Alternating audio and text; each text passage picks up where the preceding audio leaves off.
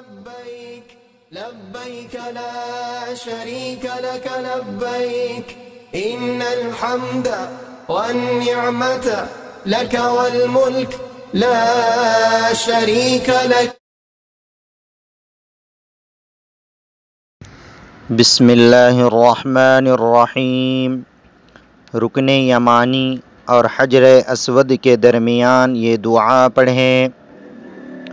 اللہم انی اسألک العفو والعافیہ فی الدنیا والآخرہ.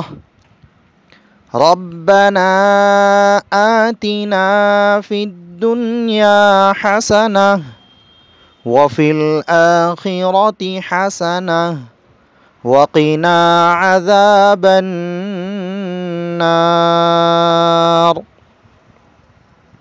یا اللہ، میں تجھ سے گناہوں کی معافی اور دنیا و آخرت میں عافیت مانگتا ہوں.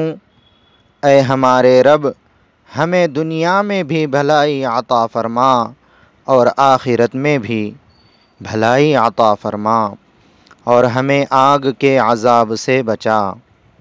فائدہ: فرمایا رسول اللہ صلی اللہ علیہ وسلم نے، وہاں یعنی رکن یمانی پر 70 فرشتے متعین ہیں، چنانچہ جو شخص وہاں یہ دعا پڑھتا ہے فرشتے اس پر آمین کہتے ہیں.